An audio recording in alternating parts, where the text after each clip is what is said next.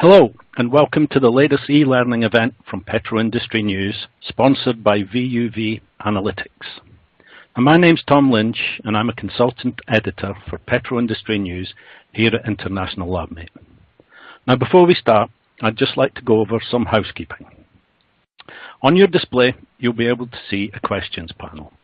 Please type and then submit any questions in this area, and we will review as many of these as we can at the end of the presentation with a dedicated Q&A session. Any unanswered questions which we cannot cover in the live session will be answered by email after the event. If you have any questions or technical problems with viewing or hearing today's e-learning session, please use the questions box and we will respond to technical system questions instantly. Also, please make sure your internet speed is adequate and be aware that wireless connections may disrupt your session. We're making this e-learning event available for on-demand review, and this will be on our website within 24 hours. Now, gas chromatography and molecular spectroscopy are two of the mainstream analytical techniques for the petrol-based industries, and are very powerful in their own right. However, if the power of both can be combined in a hyphenated analytical system, they provide the ideal tool for the analysis of complex mixtures by providing individual component separation, identification, and quantification over a wide range of concentrations. Now, our session today is a prime example of this and will be focused on the analysis of diolefins and non-traditional gasoline additives by gas chromatography with vacuum ultraviolet spectroscopy detection. Today's guest presenter is Jack Cochran. Now, Jack has spent 30 years in laboratories performing GC method development related to environmental, food safety, metabolomics, forensics, petroleum, and cannabis applications. He is a noted expert in sample preparation, GCMS, and GC-VUV, and is frequently an invited speaker at scientific conferences. Jack currently oversees the applications team at VUV Analytics, as well as developing new applications for the award-winning VGA 100, VGA 101, and SVGA 100 gas chromatography and streaming gas detectors. Jack previously served as Director of New Business and Technology at Restec, where he led the GC applications team and contributed significantly to new product development. So without further ado, I pass you over to Jack to deliver his presentation.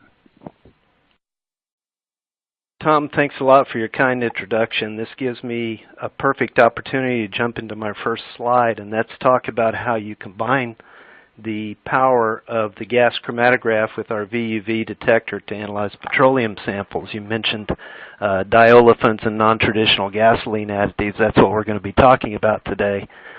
What we have essentially here is a VUV spectrometer that we hook up to a gas chromatograph. We actually take the effluent from the GC, we push it through a flow cell with makeup gas. We use VUV spectroscopy to acquire an absorbance spectrum, and then we essentially write that spectrum multiple times to disk over the course of a GC run. One thing that's a bit confusing sometimes about VUV, or vacuum ultraviolet spectroscopy, is the vacuum part. That's a bit of an archaic name because you had to accomplish VUV in evacuated cylinders before, and we don't have to do that because of engineering advances. We actually don't need vacuum pumps, and so that's a very important advantage for us. You don't have the wear and tear of vacuum pumps, and you don't have to worry about venting the system like you might in a mass spectrometer, so we can easily maintain the system. It's a very powerful system for changing columns out very quickly. It allows us to do a lot of things that you can't do as quick when you have a mass spectrometer. This slide actually allows us to see one of the advantages for petroleum analysis almost immediately, and that is the type of VUV absorbance spectra you're able to produce with the VGA 100 in this case, where we're looking at 125 to 240 nanometer range. If you look up in the upper left-hand part of the slide, you'll see octane, which has a very distinctive spectral look to it. If we shoot to the right, we see isooctane. an isoalkane, isoparaffin, which also has a distinctive look to it. Octene, which is an olefin, we're going to be talking about olefins today, has this very distinctive hump right in the middle of its spectrum. And then finally we go to the lower right and we see an aromatic toluene, and you can see it also has a very distinctive shape. Now, the power of this technique is that these spectra are not only unique, but they're class representative. And we're actually going to play on that for one of our chief analyses, and that is piona, or paraffins, isoparaffins, olefins, naphthenes, and aromatics. We're going to take advantage of this classing capability of VUV absorbance spectra to do work when we don't always have a particular library spectrum for a particular compound. And with that, I want to introduce you to our piona analysis technique before we get into talking about diolefins and non-traditional gasoline additives. We want to look at the base program, and that is titled, in the case of our ASTM method, Analysis of Hydrocarbon Groups and Select Hydrocarbon and Oxygenate Compounds in Gasoline. We're going to use GC-VUV, again, as Tom said, combining the power of the GC with VUV detection to actually do some nice piona work. Piona analysis of gasoline is nothing new. I mentioned it earlier, but paraffins, isoparaffins, olefins, naphthenes, and aromatics is what the piona acronym is all about. It's used for quality control of gasoline and also for benzene regulation. At least in the U.S., you have to be below a certain level for benzene. People often do this method in the U.S. as detailed hydrocarbon analysis. ASTM method D6730 is one example.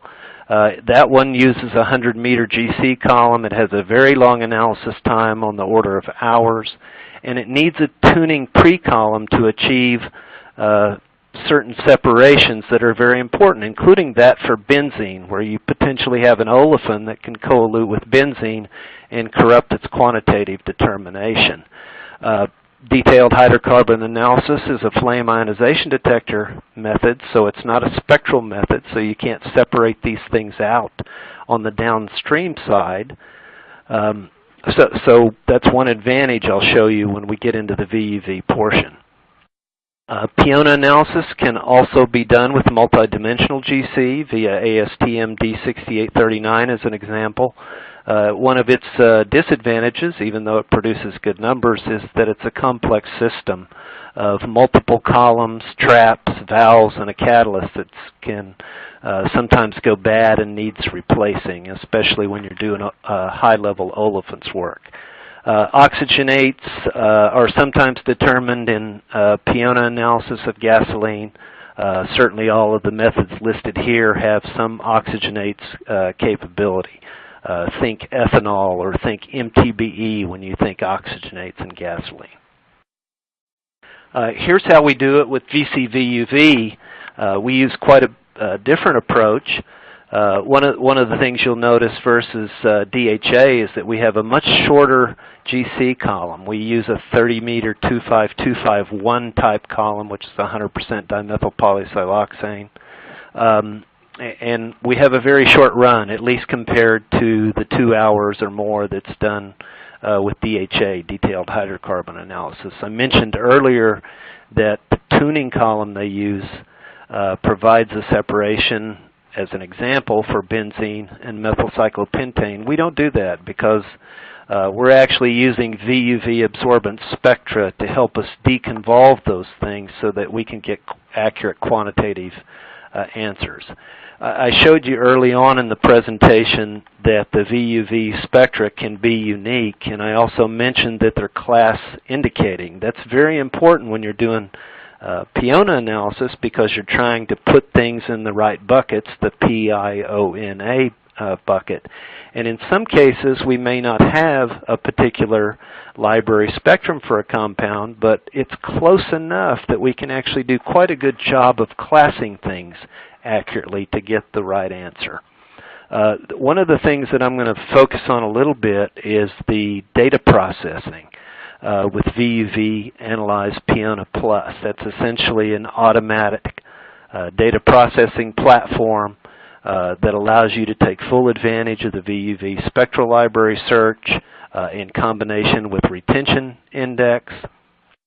And also we match that up with relative response factors to get quantitative results. We essentially do separation, like I mentioned earlier sometimes, on the downstream end. We will use gas chromatography, of course, to do separations, but in the case of coelutions, we spectrally deconvolve them. And we produce mass percent and volume percent reports, and also a carbon number breakdown. If you're doing Piona analysis, you're familiar with what kind of output you get from other platforms. We give a similar output with our platform. This is the screen capture from the ASTM method, ASTM D8071. And again, paraffins, isoparaffins, olefins, naphthenes, and aromatics by carbon number, in this case from C1 to C15, which is about the gasoline range. And below that you'll see some of the select compounds and compound groups that we actually do. We have an interlaboratory study in progress right now, and after we get done, we should be able to put MTBE on the list. We should have good data to demonstrate equivalency to other methods, so that interlaboratory study is actually ongoing right now via ASTM.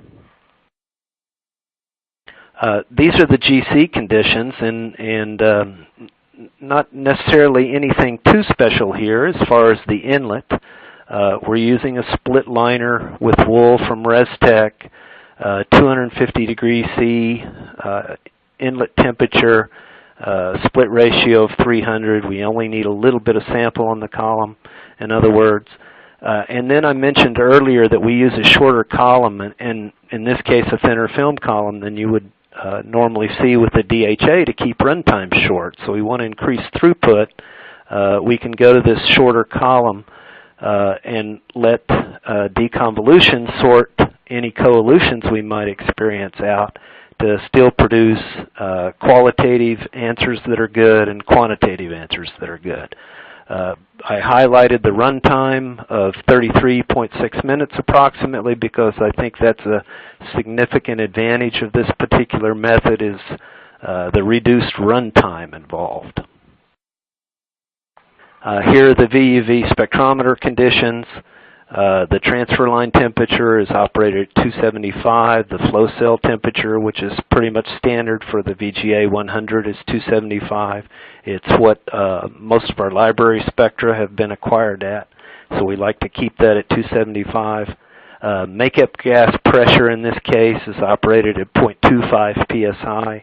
And then we have this acquisition range of 120 to 240 nanometers, which covers very nicely to give very distinct VUV absorbance features, and also, as I mentioned earlier, those that are representative of class. Acquisition rate at 4.5 spectra per second, which is what's written into the ASTM D8071 method, and adequately defines the peak widths that we're getting from the 32525 GC column employed. Now, I'm going to simultaneously show you via this slide the chromatogram itself as generated from the GC-VUV analysis of gasoline, an 87 octane number gasoline in this case, and also jump right into the VUV Analyze Piona Plus software, which I think is the thing that really advertises this particular method. You can see, and those of you who are doing gasoline analysis might even recognize this as kind of a standard gasoline. If you were doing DHA, it would still look familiar to you because we're using a one column, just like you use a one column in DHA analysis. The chromatography is just more compressed than it would be if you employ this longer 100-meter column. Now again, this is the VUV Analyze Piona Plus data platform, so we've actually dumped the chromatogram, the file, the run file, into this platform to get ready for processing it. I've loaded it, as you can see here, file from gasoline analysis with GC-VUV. I've actually loaded that file.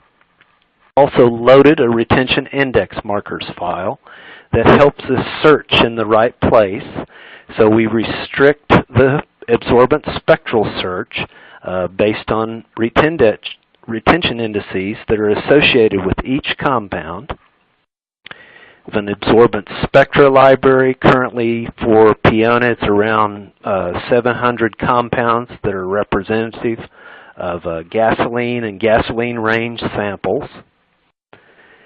We have a relative response factors file because, of course, we want to do quantification with this technique. So we actually have response factors that in some cases are specific to the compounds of interest, and in some cases are class representative. That's one of the beautiful things about VUV spectroscopy, is that generally speaking, within a class, compounds respond very, very similarly, which makes life easier when you're trying to do quantification in a bulk analysis situation like this, where you have many, many compounds. We can actually load parameters from a previous VUV analyzed Piona Plus method, or we can create new parameters and save them very easily for recall later on. So if we want to do some batch processing, that's completely available to us. And then finally, we hit the Analyze button. And again, we can do single file or batch processing, no problem. But this is essentially a push-button approach to the data processing. And we don't have the capability to do a movie here today, but if I press that Analyze button, what you would see is a cursor that basically travels from left to right across the chromatogram, and you would be able to see spectra popping up and spectra disappearing and library matches and fits occurring that would indicate that we've got the right component. You would see a residual plot that would essentially, hopefully, be flat in each case, which is an indication of good spectral fit. And eventually, you'll see what I'm going to show you next, and that is essentially a mass percent report, or a volume percent report if you prefer, for Piona and select individual hydrocarbons, and in this case, ethanol. In the U.S., we use ethanol as an oxygenate, so we're often reporting ethanol and gasoline at about 10 volume percent, 10, 11 mass percent. And that's all there is to it. We really do believe it's a push-button approach to the analysis of the data file, the run file that occurred. I think it's worth saying that it's not like GC-FID and DHA, where you may actually, in some cases, have to do extensive chromatogram review to assign peaks and or correct peak integrations. We're actually letting the spectra do the work on this. We actually do time interval deconvolution to get everything right spectrally, and also plot the quantitative amount for the mass and volume percent reports. You have the capability to review if you'd like, and sometimes I do when I want to check things out spectrally. In this case, you'll see a black cursor on the chromatogram for benzene, and I've put that cursor there on purpose so that you can see the benzene absorbance spectrum fit. And you may remember from seeing the toluene slide, the toluene spectrum on the slide earlier, that aromatics have this relatively distinct class appearance. Benzene is certainly in that category too. It also has that little point on the top of the peak there that hopefully you can see. The other thing, though, is I want you to go to the bottom of the slide and look at the analyte table, you're going to see not only benzene there, but you're going to see an olefin. And that olefin is 1-methylcyclopentene. This is something that has been deconvolved and will be quantitatively reported in the olefins bucket. And it's something that you would normally have to chromatographically resolve if you were doing D6730 or some sort of detailed hydrocarbon analysis, because you would only have flame ionization detector. You don't have a spectral detector that can allow you to deconvolve these things. You're a slave to the chromatographic separation in that case. We don't have to do that. We also report later eluting compounds, naphthalene, methylnaphthalines, the C2 naphthalines, so we look at the diaromatics too. They have very distinct spectral features that show up out in the 200 to 240 range, and certainly naphthalene and methylnaphthalines are reported as categories, as select categories for ASTM D8071. Okay, now that I've given you a bit of an introduction to the basic Piona setup, including the gas chromatography conditions, the VUV conditions, and I think most importantly the VUV analyzed data processing situation, I want to go into the topic, one of the topics that I propose to talk about today, and that is looking at conjugated diolefins in gasoline and gasoline range samples. Okay, there's trouble with conjugated diolefins in gasoline especially, but also in other fuel refinement streams. These things very easily polymerize in high enough concentrations, and that's perfectly good for making rubber or other polymers, but it's bad for fuel. It leads to gum formation in gasoline, which causes engine deposits, and eventually you have wear and efficiency issues that we like to try to avoid, and the producers of gasoline certainly like to try to avoid it. So we don't want conjugated diolefins in our gasoline. We also know that there's polymer formation in coke or naphtha upgrading, which can lead to reactor fouling and downtime. There's an expensive catalyst involved here, so we like to try to avoid having conjugated diolefins in our gasoline and our fuel refinement streams if at all possible. I've just given you an example here where you could have polymerization of 1,3-butadiene, and you can see how this molecule could quickly grow and get out of the desired volatility range of gasoline. Okay, now that's bad enough that we have trouble with conjugated diolefins in the gasoline, but we also have trouble analyzing them sometimes. You can look at several different methods. There's a couple that are used for monitoring olefins, but really they're not specific for conjugated diolefins. That includes things like ASTM D1319, ASTM D1159. We call these shorthand-wise as FIA and bromine number. Those don't have specificity for conjugated diolefins, and so they're not going to be as helpful as the third one on the list, which does give you some measure of conjugated diolefin content. That's a quote from UOP method 32608. But you have problems with it too. Some conjugated diolefins may not react completely, and other non-target compounds also may be reactive, so you can have low bias or high bias when you're using this method. One of the worst things about it is that it can take up to 3 hours to complete to get what we might say is the wrong answer in some cases.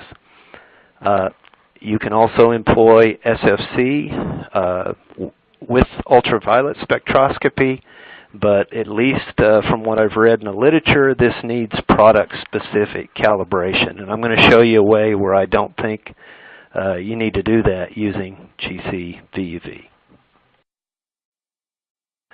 Let's take a quick look at the SFC UV paper. because it does use UV absorbance. And I want to contrast it and compare it to what we're doing with VUV. If you look in the upper left-hand portion of the slide, you're going to see a UV absorbance spectra overlay from SFC analysis. And what you may notice is that the plot starts at the 190 nanometer range and goes to the 400 nanometer range. We actually acquire down lower than that for VUV, which gives us a little more spectral distinction. One of the problems that occurs, and it may or may not be a problem depending on what your data quality objectives are, is that SFC essentially produces one chromatographic peak for all conjugated diolefins. No speciation is possible. And I mentioned it earlier, but there's limit absorbance spectra, and you can have some overlap with non-conjugated diolefins, which again would potentially produce a biased value for the conjugated diolefins. If you go over to the right of the slide now, you're going to see the VUV absorbance spectra for trans 1,3-pentadiene and 2,4-hexadiene, both conjugated diolefins. And you'll notice a couple of things.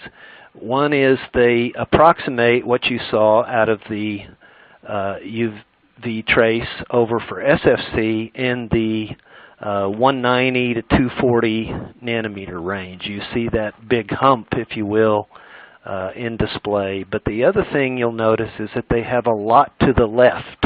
They have a lot in the lower wavelength range, which can help to try and define them otherwise, especially if they're chromatographically co-eluting with something else. We'll rely mainly on the specificity associated with that 200 to 240 nanometer range, but we can still use the lower wavelength range to help us on deconvolution. The other thing, important thing, and Tom again said it in his introduction, the combination of GC and VUV, we're actually going to use the GC to give some separation and actually determine individual conjugated diolefins. Now, if you're thinking, what do non-conjugated diolefins look like spectrally for VUV, I'm going to show you that right now. I've got non-conjugated versions on the top and conjugated diolefins on the bottom. And again, the hump that is out in the 185 plus range is very, very distinctive for us typically for conjugated diolefins. Non-conjugated diolefins, they still have the olefin hump in the 155 to 195 range. Very good feature for olefins determination that allows them to class, allows us to class olefins quite nicely, but the conjugateds really stick out, and that's going to become important for reasons I'll show you in just a minute. Okay, now we can really proceed through this particular slide relatively quickly, even though you can have it for reference later on perhaps. But I want to just call your attention to the bottom of the slide where I've highlighted in red, no change in GC-VUV conditions necessary for diolefin determination. We're going to employ exactly the same GC-VUV conditions that we did for Piona work to do this diolefins specific work. So we're just going to piggyback right off of that current method. We'll make a couple of modifications on the data processing side, nothing too problematic, but we're essentially going to do it using the same GC-VUV conditions. Here's an overlay of chromatograms that were acquired, GC-VUV, of conjugated diolefins that were spiked in gasoline, and we're looking at unspiked gasoline up to 1 mass percent of conjugated diolefins. And I've highlighted in blue the conjugated diolefins so that you can see their position on the chromatogram. This is actually about a half a chromatogram. I've labeled some of the other gasoline components so you can get your bearings, so to speak. This is 16 minutes worth of the chromatogram. We typically have about a 34-minute chromatogram, as I mentioned earlier, when we're running ASTM D8071. And what I want you to notice is that things like 1,3-cyclooctadiene are kind of in the clear to some extent. There's not any obvious interferences occurring. But when you go over to the left of the chromatogram and you look at 2-methyl-1,3-butadiene, you can see it's in a lot of chromatographic traffic. So we're going to actually have to take advantage again of spectral deconvolution to produce the correct answer both qualitatively and quantitatively. But first, let's closer look at overlaid GC-VUV chromatograms for conjugated diolefins that were spiked into gasoline, again at the 0 to 1 mass percent level.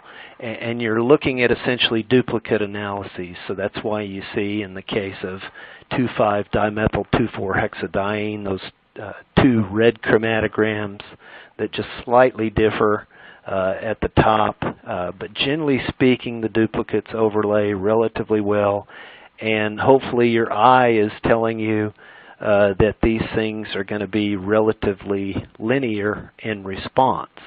So what we can do is define a response factor for the particular conjugated diolefin that we're working with, and we can look at its retention index, and we can put that into the VUV Analyze platform and push the button, and we'll have an automatic data processing event that occurs that gives us qualitative and quantitative information on the conjugated diolefins in gasoline in this case. So, I pretty much just said that, but let me reiterate again how we're going to accomplish this. In some cases, we actually need to add the VUV absorbance spectrum to the library, so you can add your favorite conjugated diolefin to the library if necessary. We have approximately 20 in there last time I checked, so we can call on those immediately, and they're relatively common ones. We can, if necessary, determine a specific conjugated diolefin response factor, and we often use benzene as the gold standard for VUV to determine response factors, so we can compare the diolefin or any compound's response to benzene and essentially determine its response factor. And then we can add that compound to our relative response factor file, and that's essentially a combination of name, response factor, and density for the volume percent calculation. And we go back to our VUV Analyze Piona Plus automated data processing platform and take advantage of retention index, spectral match, spectral deconvolution, and then report it out just like we did for the earlier Piona work that I showed you. Here are the results, and these are a little bit complicated to look at, but if you just look at the orange versus blue and maybe start on the left side of the slide and compare the values, what you're going to see is that generally speaking they compare relatively well, except in areas where we start to hit the detection limit wall. In some cases we didn't have detections for the ones that we actually spiked in. In at least one case, I believe it was for the 2-methyl-1,3-butadiene, we already had some in the gasoline that we used, and so you see a report for the 0 spike. These are duplicate values at each mass percent level that was spiked, and what we're looking for at this point more than anything else is to see that something isn't badly wrong. We're finding that most of the numbers fall in where they should. 0.1 is 0.1, and 0.2 is 0.2, and 0.5 is in the 0.5 range, et cetera, et cetera. So it looks like this is going to be pretty good. Now, I'm going to steal you away to the next slide here, where I've made it a little bit easier to look at by plotting those conjugated diolefins expected or spiked versus the VUV analyzed values. And you can see that there's a linear trend to the data, which is what we had expected and hoped for sure. And I've just shown you where I think the quantitative range resides, at least an estimated version of that for each of the compounds of interest in this case. So generally speaking, we're looking at anything from about 0.02 to 1 mass percent. Can we go higher? Sure we can. I don't think you find them that high in most gasoline streams, perhaps the coke or naphtha, but certainly in gasoline we wouldn't expect these things to be that high. Now, again, I can't help but show you the power, I think, of VUV in overcoming some of the chromatographic deficiencies that are just going to happen naturally when you analyze complex samples. It's just impossible in most cases to separate everything, and especially when we compress the chromatography like we do down to a sub 34-minute run, you're going to have coelutions, and certainly that's the case for some of the conjugated diolefins. Here's an example for 2-methyl-1,3-butadiene, where we're actually deconvoluting it from trans 2-pentane, which is about 3% mass percent, and the 2-methyl-1,3-butadiene is at 0.2%. And if you go to the spectral part of the slide, the summed VUV absorbance spectrum, that's essentially a sum of all of those spectra together. And what's really important is to note that we have this response out in the 200 to 230 or so range for the conjugated diolefin. That's what allows us to get specific and deconvolute this diolefin from the other hydrocarbons in that particular gasoline sample.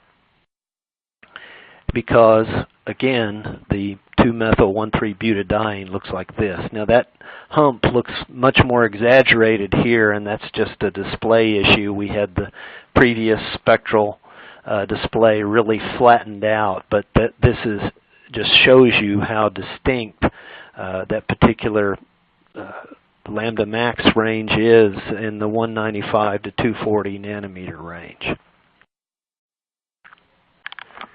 Okay, so again, if we have less than 0.02% 2-methyl-1,3-butadiene, you essentially do not see that appearance of spectral features, if you will, in the 200 to 230 range, 240 range. I'm showing you that when I put the cursor where the 2-methyl-1,3-butadiene elutes in the chromatogram, and you can see the spectrum below. It's certainly representative of the trans 2-pentane and the pentane combination, but you don't see that response in the higher wavelength area like you do in the next slide. That pops up there. That's what really gives us a lot of power to deconvolve these conjugated diolefins in the presence of sometimes relatively high mass percents of other coeluting compounds. In this case, again, pentane is at 3%. The 2-methyl-1,3-butadiene is at 0.2%. Okay, that hopefully gives you an idea of the spectral selectivity that we have, because that's also going to come into play when we take a look at the non-traditional gasoline additives using GC-VUV. And I'll show you that now. Gasoline additives are a little bit confusing terms sometimes. These are also known as fuel blending components. So when I use the term gasoline additives or non-traditional gasoline additives, I'm talking about things that can be blended into fuel to increase the octane content or reduce pollution or do things like cold start improvement. I'm not talking about these very low-level things that are sometimes added to gasoline. I'm talking about things that are often added in the percent level. For example, ethanol is used at 10 volume percent in the U.S. as a gasoline blending component sometimes. Non-traditional gasoline additives can be a couple of things. There's a lot of research right now into bioblend stocks that are researched as fuel components, so alcohols, alkanes, etc. There's also harmful or illegal components added to fuel, acetals, alcohols, anilines, esters, etc. Both of these have octane boosting potential, which is why they're used, in addition, in the case of the bioblend stocks, of being renewable. But you could have, in the case of the harmful or illegal ones, performance enhancement problem, or performance degradation problems, even damage to engines, or maybe even lack of fuel stability. We wanted to see if we could actually determine these with our standard Piona approach. Now, all you have to do is look around online a little bit, and you can find lots of renewable oxygenates research that's going on, including this that's happening at the NREL in the U.S. People are actually taking cellulose and basically turning it into oxygenates through pyrolysis or other means. These potentially are renewable sources of oxygenates, so they stimulate a lot of interest out in the community. But we want to be prepared to analyze these if they ever start coming online in gasoline. Again, just another example of potentially multiple compounds. The text is a little bit small in the abstract, but hopefully you can see things listed, like even unusual things like 3-methyl-1-butanol or methyl levulinate, etc., that are potentially oxygenates that can be generated to be used in gasoline. And in fact, if you go to this particular paper, and I certainly don't expect you to read the file on the right side there, there's just a huge list of components that could eventually be used as oxygenates. A lot of them have been generated from biomass and have already been tested in engines. And currently, to my knowledge at least, there are no standard methods for their analysis in gasoline. So we wanted to try to jump ahead a little bit and see how well we could do with GC-VUV. I mentioned harmful chemicals that can be added to gasoline for octane boosting potential. If you look online, you can find a report from the Asian Clean Fuels Association on this matter. They indicated that things like sec-butyl acetate, NMA or N-methylaniline, acetone, and a few other things were showing up in gasoline. And these things can actually cause problems to driving cars. They can actually cause problems to human health and the environment. So what we'd like to try to do is be able to detect these in complex gasoline, and again, a way to do it potentially is using GC-VUV. Can we analyze for those NTGAs, whether they're beneficial or whether they're harmful, using our standard D8071 GC-VUV conditions? Well, we think we can, and I'll show you some data that seems to suggest that we were successful at it. But first, I have to go back to the spectra. We have a spectral detector, and one of the things that's going to allow us to do this, one of the best chances we have of being able to do this successfully, is have spectral distinction. And I've just listed a few of the potential non-traditional gasoline additives spectrally here for you to observe, and I hope you can see that they're quite distinct. And if you remember back to the start of the presentation, I hope you'll agree that they're quite different from The other types of compounds that we normally see in gasoline, which I would suggest to you, is going to give us a good chance of monitoring for these using GC-VUV. So how are we going to do this? How are we going to test it? Well, we'll spike our oxygenate-free gasoline with individual NTGAs, working at the 10, 5, 3, 1 volume percent level. That was chosen based on some literature research I'd done. It seems to be a common level to evaluate these types of things. Currently, we're up to 31 compounds. Again, we're going to employ our ASTM D8071 conditions. We're going to process the data with the VUV analyzed Piona Plus, and if necessary, and it was necessary in many cases since a lot of these are new, to add to the spectral library, to mark retention index information with them, and then we're going to just process the data and compare it to the known or expected amounts based on what we spiked in. And again, I'm going to present you with some numbers, but I'll walk you through some other stuff that will make the data hopefully a little bit easier to see. Real quick, if you look at the compounds, and this certainly isn't all 31, you're going to see going from acetone to NMA. And what I want you to do is walk over to the 10, 5, 3, and 1 spikes, and I just want you to go down the column. And what you'll see in most cases is that the numbers come in, if you just look at the first number especially, come in very nicely. So not only are we linear in most cases, but we're getting the right answer. We think the right answer based on the response factors that we've developed for all of these components.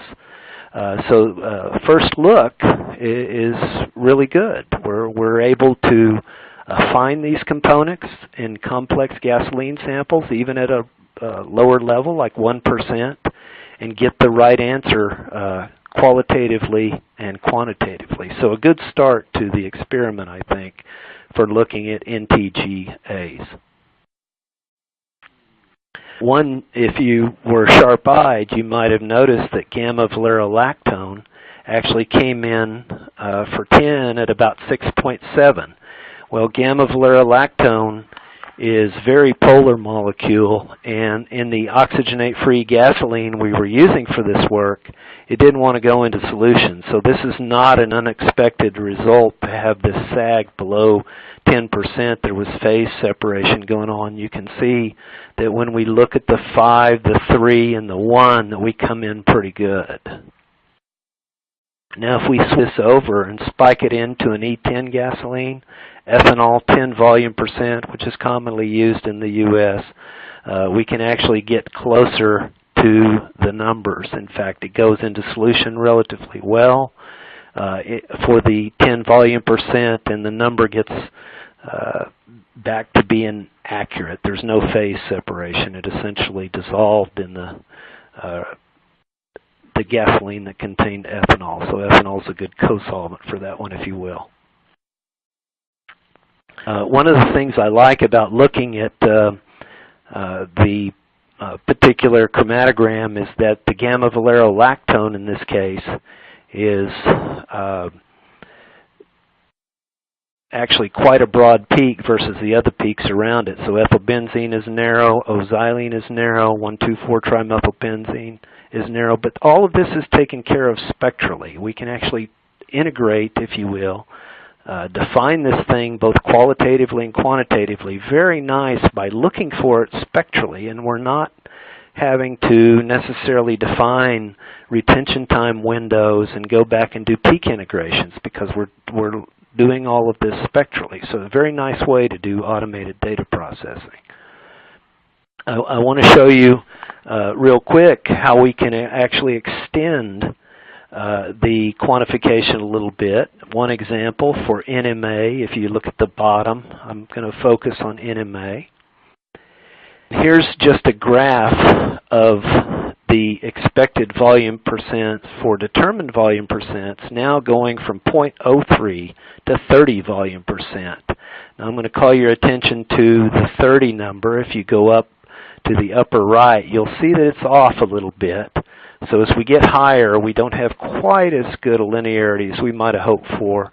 We get down in the lower part of the curve. We do pretty well at monitoring this thing down to even low levels. So if you're looking for something that's been added at sub 1% level, as long as it's spectrally unique and can be detected, be deconvoluted, we've got a pretty good chance of measuring it at sub 1% level in gasoline samples.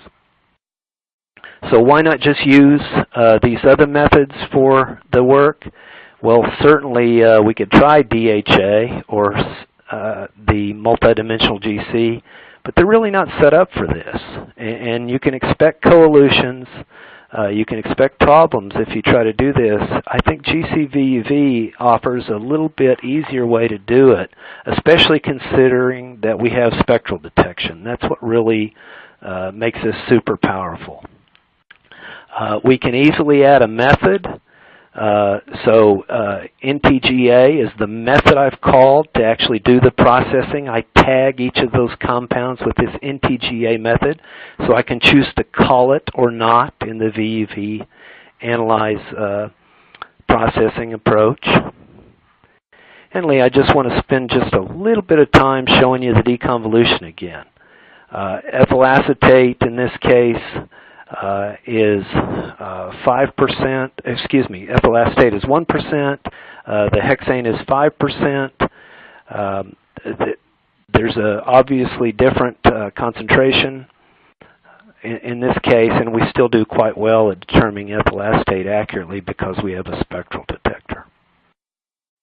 Same thing for isopentane and acetone. There's quite a bit of difference here, 8% versus 1% of acetone.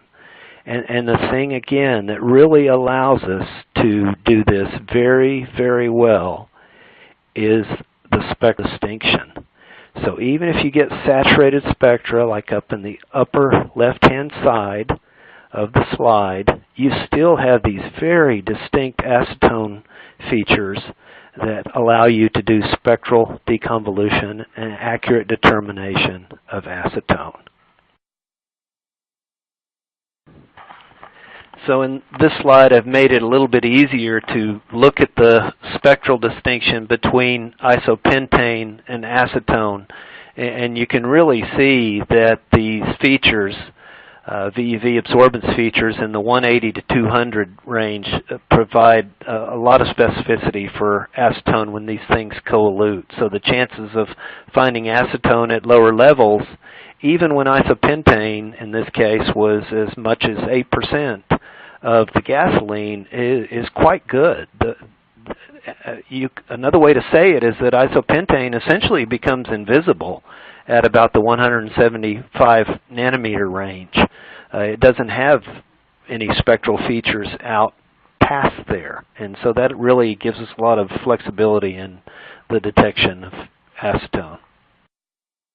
Now, some of you know that I realize that I started with the Piona, and you may be asking yourselves, well, can you determine Piona too as you're looking for these NTGAs? And certainly in the case of the bioblend stocks, where you might be adding these different oxygenates purposely to gasoline eventually, you want to be able to determine Piona simultaneously. Maybe it's not as important in the ones that are harmful or illegal and shouldn't be in there, but you can do Piona work also. So that's what I'm showing you here is essentially comparison where we had spiked an oxygenate or an NTGAS at 10 volume percent and looking at the Piona values for essentially the same gasoline and different NTGAs. And generally speaking, they look pretty good. I'm going to walk you through a way that I think makes them a little bit easier for comparison. So I'm going to dim everything but the paraffins here in green, and what hopefully you can see is looking across from left to right is that those lines are at about the same height. That's what we want to see. Now, the isoparaffins. And this one is a particularly interesting case. If you ignore acetone for a moment, hopefully you'll agree that they compare somewhat favorably. Acetone sags a little bit, and that's because you had the coelution of acetone and isopentane, and in the case of acetone and isopentane, you do lose a bit of the isopentane spectrally because acetone does have features out in that lower wavelength range where pentane is, and so you're going to lose a little bit of your ability to quantitatively report isopentane accurately, and that's one of the downsides of this situation. But again, as I mentioned earlier, this is a particularly harmful thing that we wouldn't want in our gasoline, so maybe we don't care about piona as much, we just care about detecting the acetone. Look now at the olefins in yellow for a moment. Just follow the yellow bars across from left to right, and generally speaking, you'll see that they're about the same height, which is what we would hope for a volume percent basis when we have spiked in our NTGAs at 10 volume percent in this case. And finally, get to look at the naphthenes, again going across the gray bars at about 10 volume percent. Generally speaking, they're all relatively close. And finally, the aromatics. We do quite well on the aromatics. They're very distinct spectrally, and so these numbers appear to be relatively tight also. And finally, just again showing you the whole piona. So we think it's possible to not only determine these NTGAs, but simultaneously determine piona. So we think we have a pretty valuable system in that regard. Conclusions. Thank you for sticking this out. ASTM D8071 GC-VUV I think is quite powerful for doing piona and select hydrocarbons and oxygenates in gasoline according to the actual method itself. So this is the off-the-shelf method that uses deconvolution, spectral identification, classing. And then we've actually tacked on to what I think are valuable applications using the same GC-VUV conditions, and that is conjugated diolefins and non-traditional gasoline additives. They're also easily analyzed using exactly the same GC-VUV conditions. We've expanded the library in some cases. We've added that NTGAS method, but we're still taking advantage. And again, I go back to what Tom said at the introduction, the power of gas chromatography and the power of VUV spectroscopy as we do this work. Piona work, conjugated diolefins work, non-traditional gasoline additives work. Thank you very much for listening to the presentation today.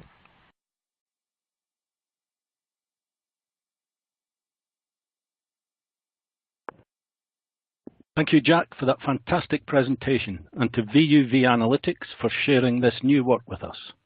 Now again, to remind the audience that the presentation will be online at petroonline.com within the next 24 hours for on-demand viewing, so you can look at it again in more detail. I think that VUV spectroscopy coupled with GC has huge potential and has a great future in the petro industries and beyond. And we really look forward to your turn in soon to tell us about your latest application developments in due course.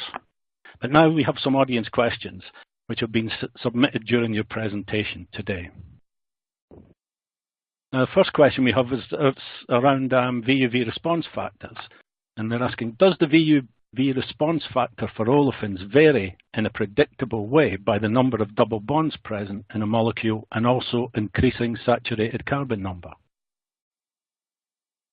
Yes, thanks for the question, Tom. I appreciate it. And absolutely they do. And they also vary in a consistent way.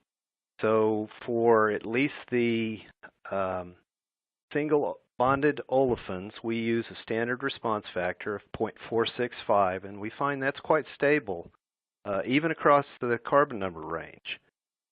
For the conjugated diolefins, we've actually found out that they're better responders, and so the response factor changes, and we actually collect the response factors by gauging them against benzene, which we use as a gold standard to determine response factors in this case. And so we've dialed those in on a case-by-case basis, at least for the work that you've seen so far.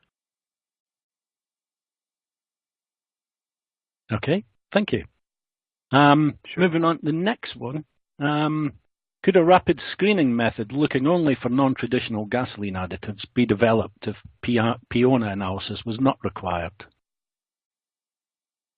Yes, actually that's a great question, and we've played around with this a little bit by using simple method translation to speed up the piona analysis itself.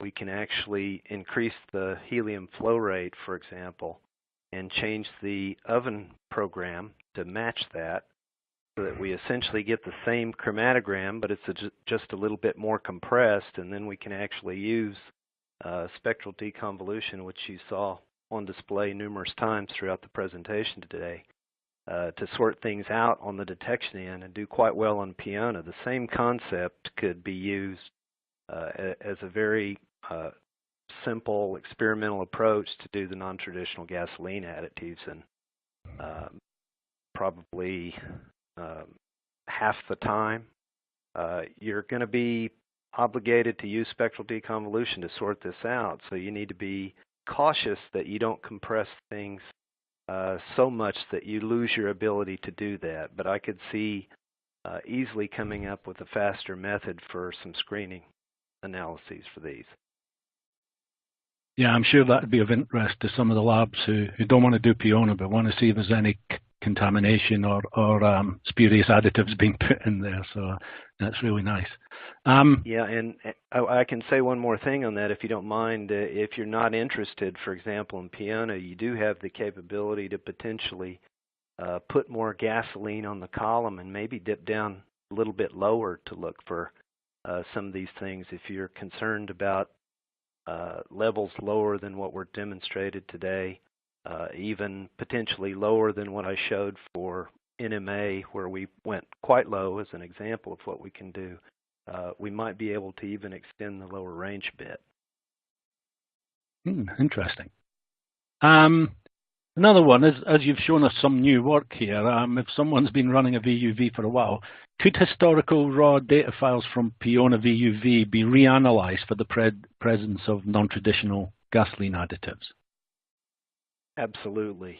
All you need is the retention index file that you acquired originally to support the piona analysis, and you need the library that has these gasoline additives in it, and then you need to set up a report method that basically calls the particular additives that you want to determine, and you could easily do this. You have a permanent record, so to speak, a permanent digital record of the gasoline that you analyze, so certainly you could go back retroactively and look for things in gasoline.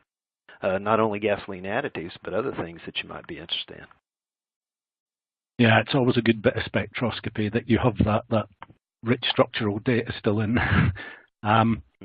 Oh, so moving into a more practical thing here. I presume they're speaking about a carrier gas here, but there's a question that says, can you use nitrogen rather than helium? You can indeed. Nitrogen can be used, argon can be used, hydrogen can be used. We prefer helium, and the ASTM D8071 method is written around helium, but you could certainly use nitrogen. Nitrogen's a slower carrier gas, so if you were going to do a strict method translation, you're going to find out that your throughput is going to go down quite a bit. If you decide just to use the same linear velocity, the same flow rate, you could produce a chromatogram that looks somewhat similar to what you achieved with helium, but the peaks are going to be broader and you're going to have more chromatographic overlap.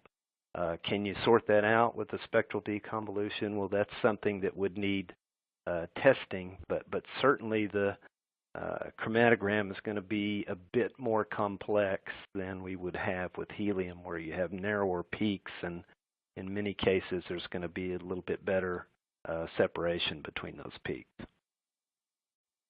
Okay. Next question is, you've mentioned that GC-VUV can be used to analyze C1 to C15 compounds. Is this an absolute limit, or is it possible to analyze larger molecules through adjusting the runtime and/or temperature program? It is indeed, and in fact, we do larger molecules than C15. We're building out the library quite a bit, and so you do need to have some components in the library so that you can search and build the VUV analyze methods for that approach, but there's nothing, there's no real inherent limit except what you can do with gas chromatography. We have a VGA 101 which has an extended wavelength range, which is one feature that allows you to get a little bit better data for something like polycyclic aromatic hydrocarbons, PAHs. But it also has something else that advertises that, and that's a higher temperature range. The 100, we typically operate the transfer line and the flow cell at 275 degrees C.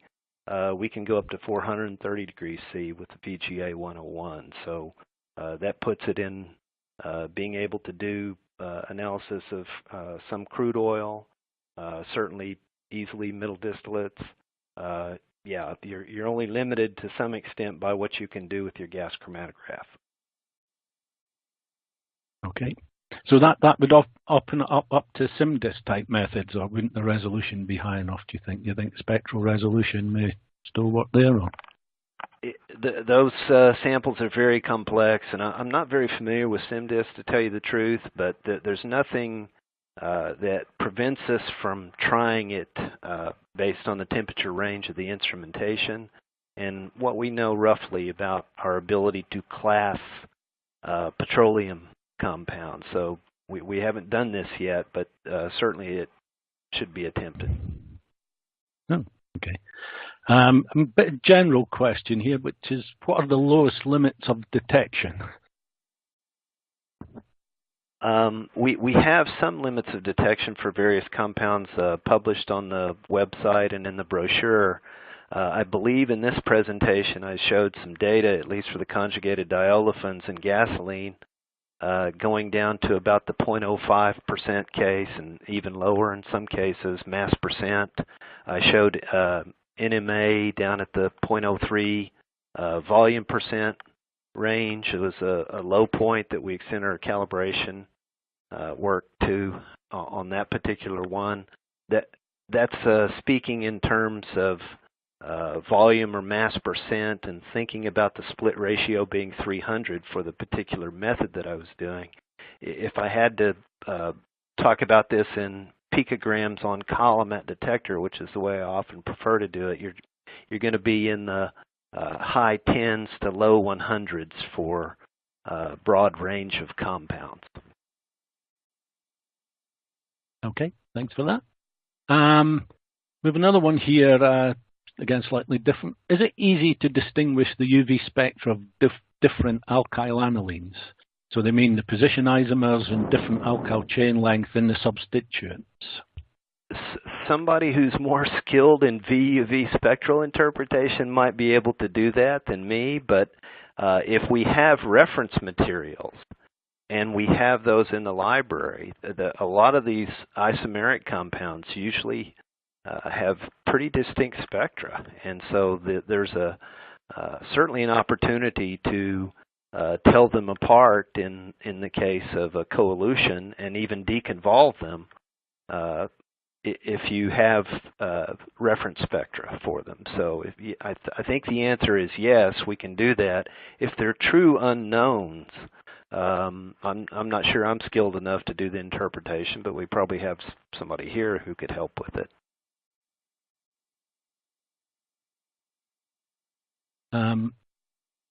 So another question, I'm moving it. Can this technology be used online, or must a sample be extracted for analysis in the laboratory? We have an SVGA, which is allows you to direct stream gas sample into it. So if I'm understanding the question correctly, theoretically you can take a gas sample and put it directly into a VGA. We call it our SVGA. So you don't necessarily have to extract the sample, so to speak. But that's really for gas analysis alone, something that exists in the gas phase. Okay. And the next one is, why are you using benzene as the RF gold standard? That's the one that's been extensively defined in relation to methane, which is probably a better gold standard since the original work was done by establishing a methane response factor of 1. But benzene is something we analyze all the time in gasoline. We have a system validation mixture that we routinely run during the Piona testing, and we just nail benzene every time with its current response factor set at 0.258. So it's very, very easy to take pure benzene, mix it with the component of interest in approximately equal concentrations, and inject that into the GC and compare peak responses, and then calculate the response factor for the new compound versus benzene. It's a very reliable way to develop these response factors for quantification work. Okay. The next one's a bit similar to our online one, but it's about, is it possible to do direct injection VUV?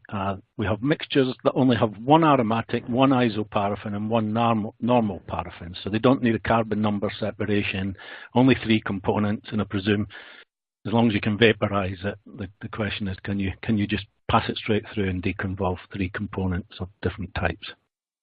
Yes, you should be able to. The key is, can you get it into a gas stream or a vapor phase, something that you can sample directly, if I'm understanding the question correctly. And then it depends on things like how similar are the spectra to each other. What is the concentration differential between the 3 compounds?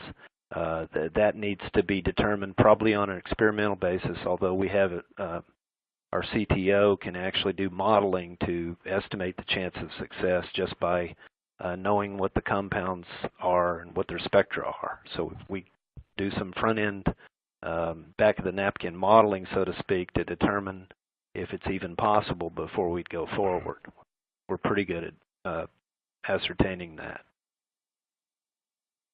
Yeah, I suppose you could just test that out without any column and a little bit of uncoated fused silica in the GC and see if that works.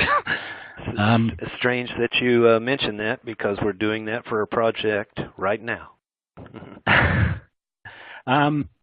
Okay. So we have another one that's a bit similar to something we've heard of before, but would the VUV detector be suitable for PINA analysis in hydrocarbon mixtures with a higher average carbon number? If so, what would be the upper limit? I think we've maybe covered that, but maybe we've asked it, but we'll maybe go back and answer that more directly by email. I think you might need some more info on that one, on what carbon number they're interested in. So I think we'll maybe get back to them afterwards. What are the consumable and maintenance costs associated with the VUV detector?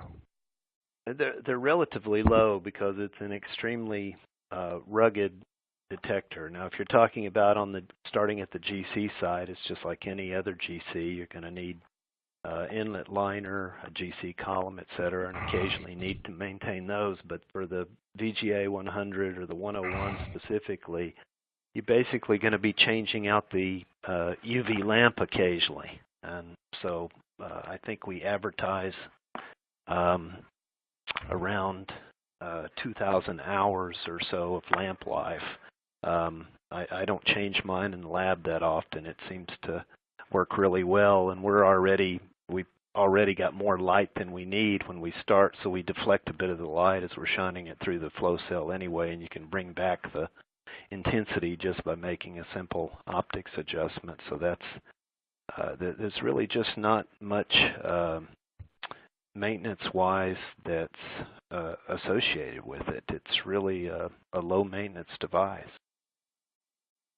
Oh, excellent. So I think time's caught up with us a bit now, so thanks for that, Jack. I'd just like to say thank you all for attending this e-learning session brought to you by Petro Industry News and sponsored by VUV Analytical. And thank you again, Jack, for your excellent presentation and answers to questions from our audience. Again, any unanswered questions we haven't been able to get through in the time slot will be answered directly by email shortly. Thank you again, our audience, for joining us today. And please look out for the next e-learning sessions coming soon in the Petro Industry News series. Until then, have a good day. Do you want to say bye, Jack, or anything? Or, Yes, thank you, Tom, and thank you, everyone, for tuning in. Be happy to follow up on the remaining questions. Thanks.